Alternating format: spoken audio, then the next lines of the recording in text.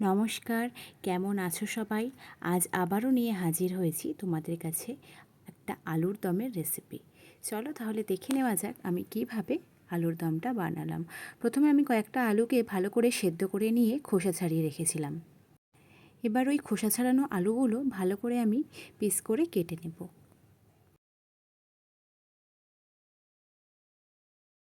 কড়াই গরম করতে দিয়েছি, কড়াই গরম হয়ে গেছে। এবার আমি এতে কিছু পরিমাণ সাদা তেল দিয়ে দিলাম। সাদা তেলটা গরম হয়ে যাওয়ার পর আমি কেটে রাখা আলুগুলো একে একে দিয়ে নিলাম। এবার হালকা লাল লাল করে ভেজে নেব। আলুটা ওইদিকে ভাজা হতে থাক, এখানে আমি করে নেব আলুর দমের একটা মশলা। মিক্সিং জারে দিয়ে দিলাম কাঁচা লঙ্কা, আদা, কয়েকটা কাজু আর 2 টেবিল চামচ মতন পোস্ত। এটাকে আমি এবার মিহি পেস্ট করে নিলাম। ওদিকে আলুটাও ভাজা হয়ে গেছে, এবার আলুটাকে তুলে নিলাম। আমি এতে আর 2-3 চামচ মতন তেল অ্যাড করেছি। তার মধ্যে দিয়ে দিলাম শুকনো লঙ্কা আর 2-3টে মতন এলাচ। তারপরে যে পেস্টটা বানিয়ে রেখেছিলাম সেই পেস্টটা এবার দিয়ে দিলাম। মশলাটা এবার আমি ভালো করে একটু কষিয়ে নেব। গ্যাসের ফ্লেমটা আমি লো টু মিডিয়াম করে মশলাটাকে কষাবো। এবার এতে দিয়ে দেব 1 চামচ মতন জিরের গুঁড়ো।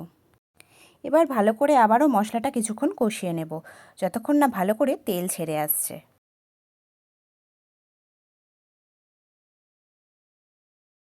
মিক্সির বাটি ধোয়া জলটা এবার এতে অ্যাড করে নিলাম, নিয়ে আবারও কষালাম।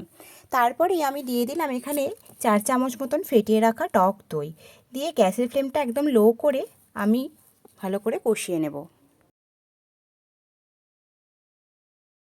এবার আমি এখানে স্বাদ অনুসারে লবণটাও দিয়ে দিলাম।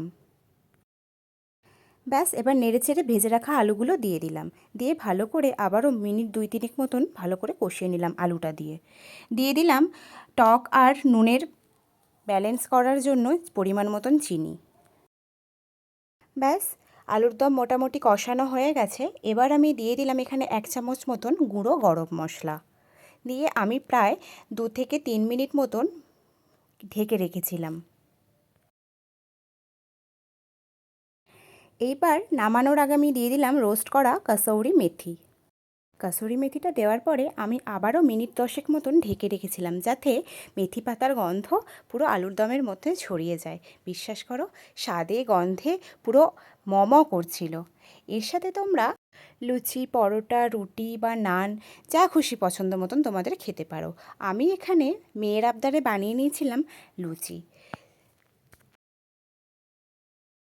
রেডি হয়ে গেছে আমার ফুলকো ফুলকো লুচি আর আলুর দম। আমার তো লুচির সাথে এটা বেশ লেগেছে।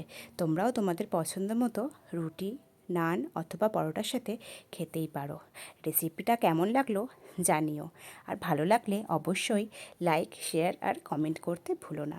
আজ তাহলে আসি, দেখা হবে অন্য কোনো দিন অন্য একটা রেসিপি নিয়ে। টাটা।